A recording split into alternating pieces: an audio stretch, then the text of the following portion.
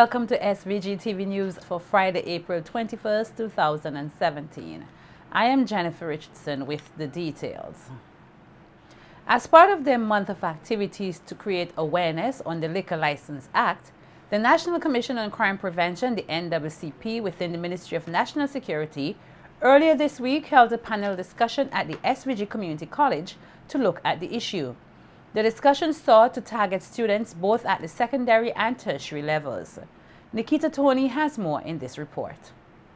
To continue their efforts to assist in the prevention of crime here in SVG, the National Commission on Crime Prevention, NCCP, has set out on a month of activities focused on sensitizing the Vincentian public about the Liquor License Act and address issues of concern with regards to the said legislation. On Wednesday, April 19th, a panel discussion was held at the St. Vincent and the Grenadines Community College Villa Campus Lecture Theatre by the Commission, specifically targeting students of the institution as well as various young leaders groups from secondary schools, noting that the Commission saw it fit to engage the youth as they have the power to effect change and create a positive impact on the society. Chairperson of the NCCP, Natisha Sandy, outlined the importance of getting feedback on the act from the youth. If I am 30, 40, 50 and I attend one of these divisions of the college, how can you tell me I can't drink alcohol or I can't be served alcohol in my uniform? So we invite your comments.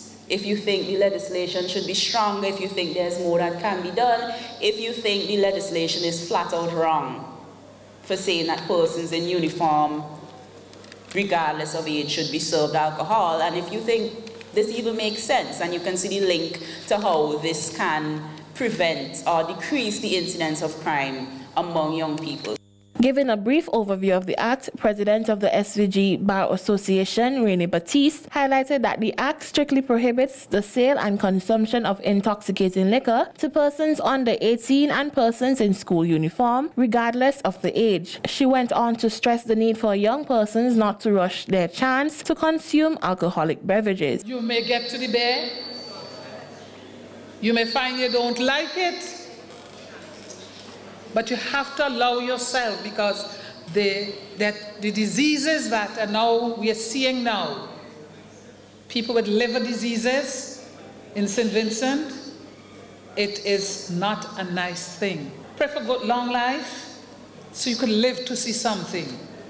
Don't try to be older before your time.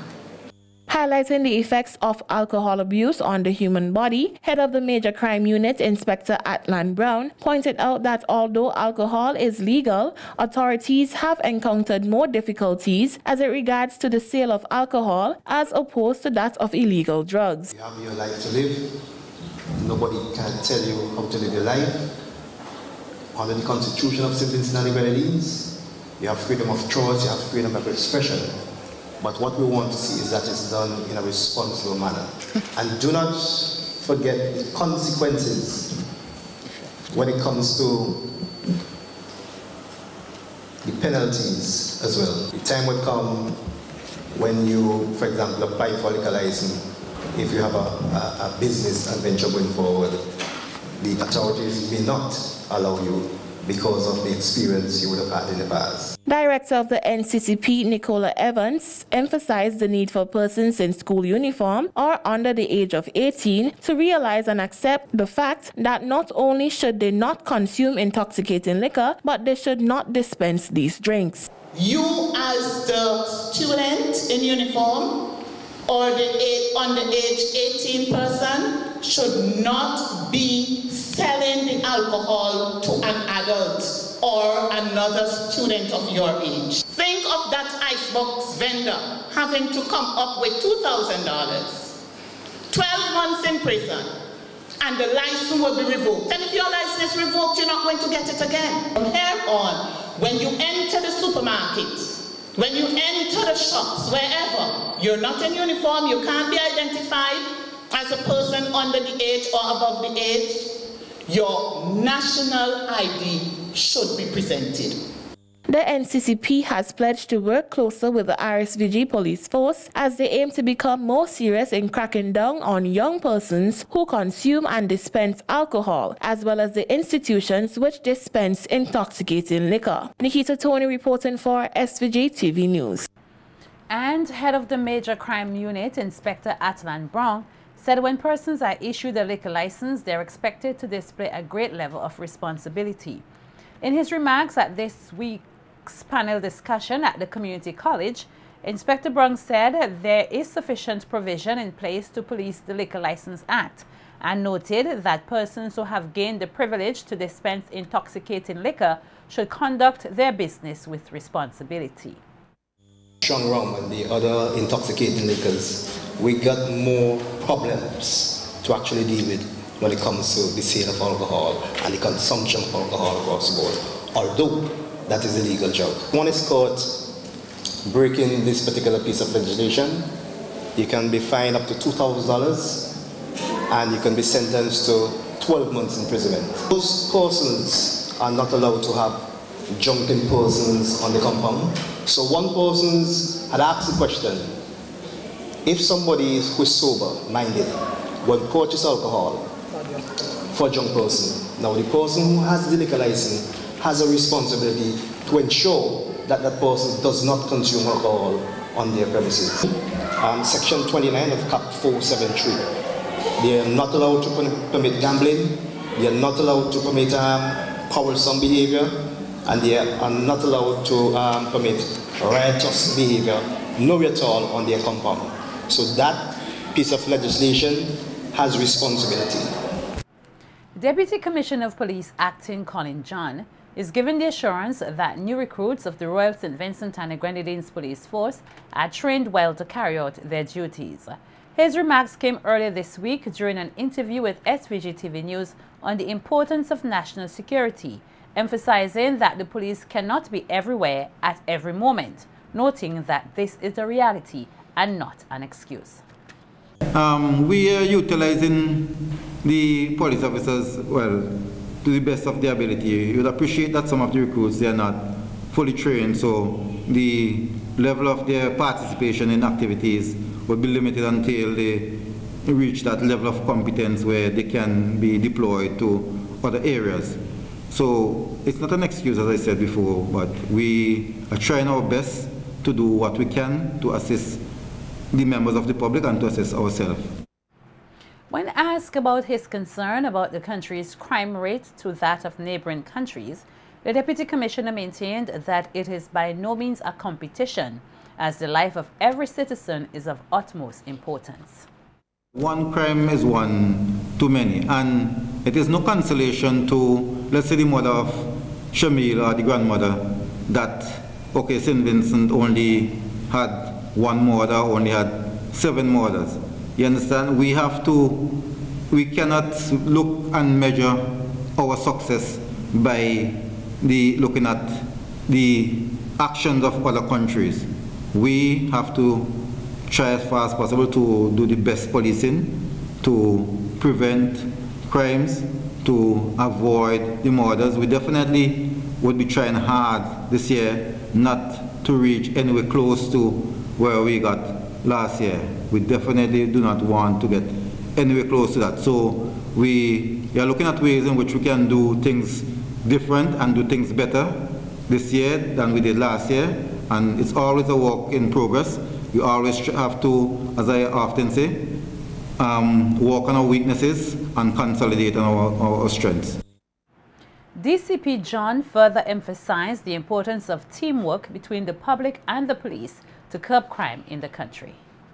I cannot overemphasize and overstate the importance of the public in the police crime fighting strategy.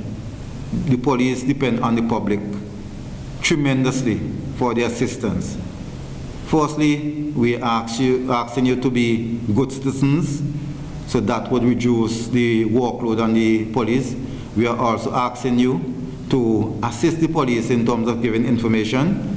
We would hold the information in strictest confidence, and so that we can assist you to assist us in the as far as crime fighting goes. Vincentians will have the opportunity to view and own a piece of the artwork by local artists, Owen Ralph, and other local artists through the Owen Ralph retrospective show hosted by the Yulu Arts Center. The show, which will run for 1 month, began on the 15th of this month with a reception scheduled for the 29th and concludes on the 18th of May. Speaking with SVG-TV, artist Owen Ralph expressed elation that his artwork and talent will be on show for all to see. I'm glad for that. I'm glad that my painting is out here and people come and see them. That push me, because a lot of people know me mostly as a mass man, you know, a sign painter.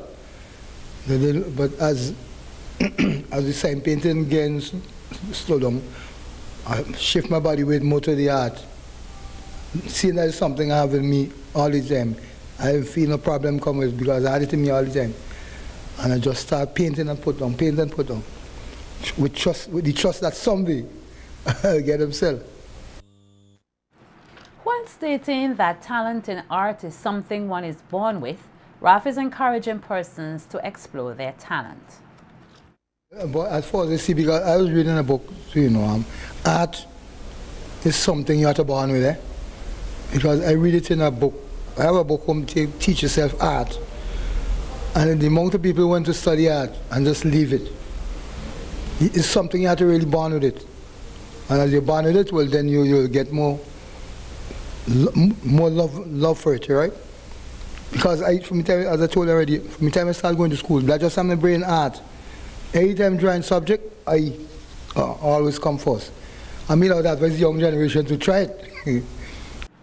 Also speaking with SVG-TV News was another local artist, Sharika Peters, who spoke about one of her art pieces which will be auctioned at the show, and also give encouragement to young aspiring artists. Well, the inspiration about this drawing, this painting here, is Brighton Saul Pond, and when I started this painting because I loved going there, and I decided that I wanted to depict the beauty of the area. It is not exactly Brighton Saul Pond, but it is just my interpretation of what it is and what it means to me, and I wanted to capture that beauty of the area. Inspiration and advice that I can give to others is keep at it. I know there's a lot of students out there that is interested in art, and they lose that interest because it's not really pushed as an area where you can make money or you would go very far in it. But if it's something that you really love, I suggest that you keep at it, and practice makes perfect. The more you practice it, the better you get at it. International recording artist Judy Boucher will be honored tomorrow at an event to be held at the Russell's Auditorium. The event, which begins at 8 p.m., is being hosted by A&T Promotions in commemoration of the 30th anniversary of Boucher's song Can't Be With You Tonight, which hit numerous charts in the UK. Boucher, who has been singing for over 40 years and has traveled all the continents, said she truly appreciates her fans and encouraged women to be confident in themselves and to be all they can be. Always believe in yourself. You know, a lot of people would say, you're an inspiration to women. They say, St. Vincent should be proud of you. You go around the world and you interact with Africans. You go to the Middle East. You know, you go to Dubai, you meet with people, you go to Brazil, and you're always with people. Believe in yourself. Don't be afraid to stand up to the challenges that face you. Mm-hmm. You know, everyone has a goal in life. True. Don't let anyone tell you you cannot be that. Oh. I think I'm basically one of the lucky ones. I wasn't looking for fame. I always say, fame found me. Oh. Fame found me. The international recording artist, who is originally from Georgetown, has written her autobiography and said if she had the finances, it could one day become a movie. It's published and it's available on online. Very good. And hopefully we'll be doing a book launch. Very good. Sometime in St. Vincent. And it's called With You Tonight. It is my autobiography, my life story. Oh, and we might get a movie soon. Who knows? Well, who knows? We aiming big. We aiming international. I was actually told that it's good enough to be a movie. They said, bear that in mind. But I said, if I had the money, yes. You never know. We're putting it out there. We're putting it out there. The 2017 Digicel SVG Gospel Festival will continue with a number of programs over the weekend. This evening, the leading drummers in the country will gather at the Hope for Life Restoration Ministries in Honnestville from 8 p.m. for a drum praise. This is a new program introduced by the Gospel Fest Committee this year, where the focus will be on drummers. They will play solo pieces and a test piece with adjudication done by Petra Welch, a professional drummer from Barbados. Prizes will be presented for outstanding performances. A series of workshops will also be conducted on Saturday by Miss Welch. On Saturday evening, the North Leeward Zone will hold their gospel showcase at the Spring Village Worldwide Mission Church, while on Sunday evening, it will be the turn of the other zones with South Leeward at the Buckament Bay Plainfield, Kingstown at Faith Temple Church, Mariaqua at the Glad Tidings Tabernacle, and North Windward at the Bible Hard Court. Presentations will be done in song, dance, and drama, with outstanding performers going on to the National Gospel Showcase. The 2017 Digicel SVG Gospel Festival was officially opened here on Sunday, April 2nd at the Victoria Park. The festival, which is into its 15th year, is being celebrated under the theme 15 Years of the Glorious Celebration of the Gospel. It will climax on Sunday, the 30th April, with the staging of the National Gospel Showcase at the Victoria Park. Commissioner of the Royal St. Vincent and the Grenadines Police Force, Renald Hadaway, is encouraging Coast Guard officers here to continually do their part to protect the shores of this nation. Commissioner Hadaway was addressing the graduation ceremony of 15 Coast Guard recruits who yesterday graduated from their Basic Seamanship Course 1 at the Calico base after 8 weeks of training. The top cop noted that the Coast Guard is a noble profession and beseeched the new officers to be vanguards of the sea to protect citizens and visitors from criminal elements. You have to recognize that you are now embarking on a serious undertaking to provide the necessary protection. You are the guardians of our shores, of our waters, of our borders. And we know that it is not easy out there. We have to protect the integrity of the country. We have to protect the integrity of the organization. Illicit activities are taking place out there, and it is our duty and responsibility to arrest it and address it aggressively. You have to be bold and courageous in your approach if we are to seriously make an impact into the illicit trade that is taking place out there. So I will urge you to be committed, to be focused as you go out. Coast Guard Commander Brenton Kane congratulated the new graduates and encouraged them to keep God in all they do and to make the most of their new career. I'd like to wish them a productive life in the Coast Guard. And one thing, put God in front, because we are on the sea, a very perilous environment. Also the enemies, dangerous. As the Prime Minister said, we live in a dangerous neighborhood. So make sure put God in the midst of everything. I'm doing 32 years, and because I have God in my midst, I never encounter adverse situation at sea. So put God in the midst, and everything will be smooth as a baby batty. Able seaman and valedictorian Lemon Pope recounted the challenges of training and becoming a Coast Guard officer. He, however, encouraged his colleagues to be steadfast in achieving their goals.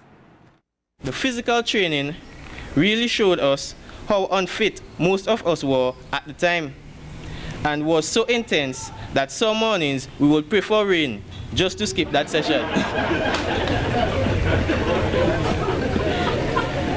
Sometimes we were so drained, our eyes would naturally start to close down during class sessions. which was a recipe for disaster, especially in Pio Glasgow and Ellis Bayano's class.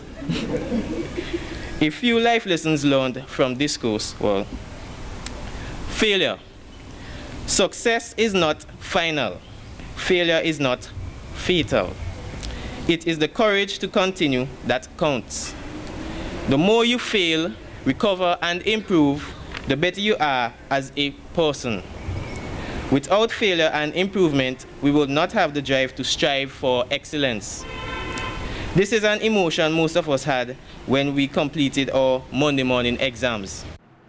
Vincentians requiring specialized medical services in the United States can now benefit from air ambulance services to that nation through MASA. Speaking with SVG-TV News, Senior Vice President of International Sales of MASA, Assist Reggie Anderson, outlined the hospitals in the U.S. where members will be able to receive specialized care as well as other benefits of the company's new service. Provide our members with a choice, which is our U.S. Direct plan, which gives our members an opportunity to be flown directly to either Miami, Florida, or to Jamaica, or to the Dominican Republic. The three hospitals that we deal with in Miami are going to be Jackson Memorial Hospital, Children's Hospital, and Baptist Hospital. So for those that are members, they can now upgrade to the U.S. Direct plan. And for those that are not members now that might want to become members and say, okay, I have opportunity to go to the United States, I want to join now, the opportunity is here. Well, there are some members that don't want to be flown, say, to Trinidad. They want to be flown to Miami hospitals. We came up with this new membership as far as upgrade package so that people have a choice. We understand that Trinidad is one of the better hospitals throughout the Caribbean as far as the trauma hospital in the Caribbean. So giving the members an opportunity to say they don't want to just go to Trinidad, they want to go to Miami where there might be a better opportunity for them to have better special care. Director of International Operations Mary Grace Tennis said the services provided by MASA are necessary for a country like St. Vincent and the Grenadines. Living in the Caribbean, it is a necessity. It's a life necessity. If something were to go wrong and you're not able to get the care here locally, we wanted to be able to provide you an opportunity to get care off island. We run into situations so many times where it's a young child is not able to get the care that they need, and had it not been for an air ambulance service, that child would not make it. So we're very, very passionate about ensuring all of our members have adequate care to be able to get off island and get the medical needs that they need to sustain their life.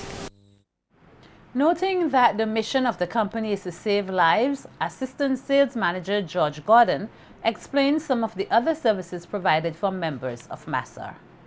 Health questions. I would like to also draw to everyone's attention there's no cap or limit to the amount of money we'll spend on an air ambulance. Our objective is to save someone's life, no matter how much it costs MASA, so that is very important.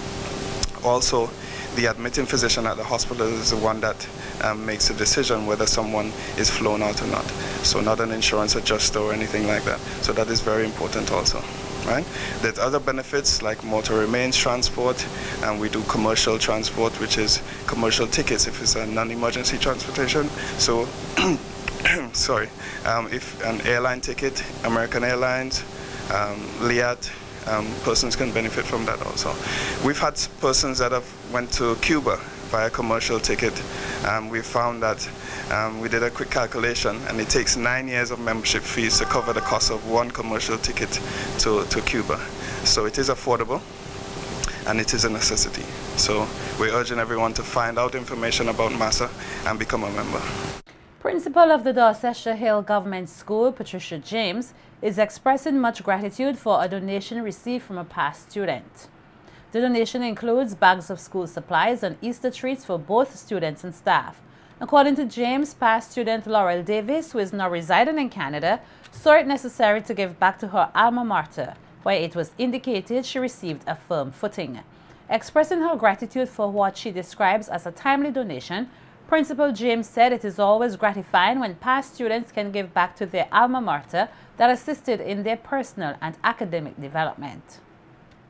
We are here to distribute some gifts to the students of Dorset Government School that was sent from Canada by a past student, Miss Laurel Davis. She's always visiting the country, and she has decided to bless the school, the students that are here now. It's an Easter bag, so we have Easter chocolates and some stationery for your schoolwork.